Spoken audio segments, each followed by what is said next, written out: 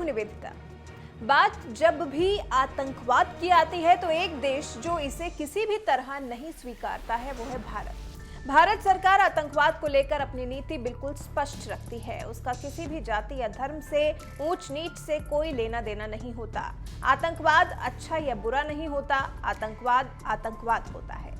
तभी तो आतंकियों को पनाह देने वाले पाकिस्तान ने अपनी जिद नहीं छोड़ी, आतंक के रास्ते को नहीं त्यागा और आज देखिए क्या हालत है आतंकिस्तान की।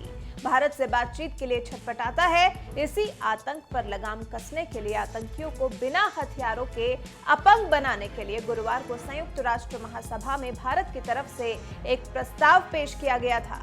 आतंकियों के सामूहिक विनाश वाले हथियारों को प्राप्त करने से रोकने के उपाय के संबंध में एक प्रस्ताव पेश किया गया था, जिसे 75 से ज्यादा देशों का समर्थन हासिल हो गया है। संयुक्त राष्ट्र में भारत के स्थायी प्रतिनिधि टी.एस. तिरुमूर्ति ने ऐलान किया है कि संयुक्त राष्ट्र महासभा में भारत की तरफ से आतंकियों को रोकने के संबंध में पेश एक प्रस्ताव को 75 से ज्यादा देशों का समर्थन हासिल हुआ है। तिरुमूर्ति ने खुशी जाहिर की है, कहा है कि इस फैसले के बाद आतंकवादी गतिविधियों को रोकने में और तेजी से प्रभावी कदम उठाए जा सकेंगे। टी.एस. तिरुमूर्ति ने ट्वीट किया, भारत आतंकवाद के खिलाफ लड़ाई में अग्रिम मोर्चे पर रहा है और इस बात की जानकारी देते हुए खुशी हो रही है कि आतंकियों तक सामूहिक विनाश वाले हथियारों की पहुंच को रोकने संबंधी उपाय के प्रस्ताव का समर्थन 75 से ज्यादा देशों ने किया और इसे सर्वसम्मति से संयुक्त राष्ट्र महासभा की पहली समिति में अंगीकार कर लिया गया। मतलब कि जो भारत सीमा पार प्रायोजित आतंकवाद से हमेशा पीड़ित रहा है, अब उसने दुनिया के सामने आतंक के खिलाफ एक बड़ा कदम रखा है, जिसमें 75 से ज्यादा देश उसके साथ खड़े दिखाई दे रहे हैं।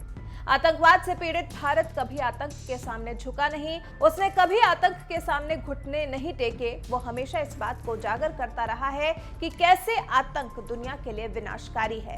भारत ने हमेशा कहा है कि विनाशकारी हथियारों की पहुंच आतंकियों तक होना अंतर्राष्ट्रीय शांति के लिए गंभीर खतरा है और अब जब भारत ने इस प्रस्ताव को पेश कर दिया है तो मुमकिन है कि भारत के इस मजबूत कदम से दुनिया को आतंक पर लगाम कसने में एक बड़ी मदद मिले।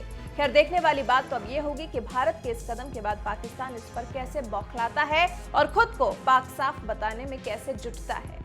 फिलहाल आप हमें कमेंट करके बताएं कि टी.एस. तिरुमूर्ति ने ये जो प्रस्ताव पेश किया है, आप सब इसे कैसे लेते हैं? क्या इससे आतंक को रोकने में भारत को कामयाबी हासिल होगी या नहीं? अपनी राय हमारे साथ जरूर साझा करें।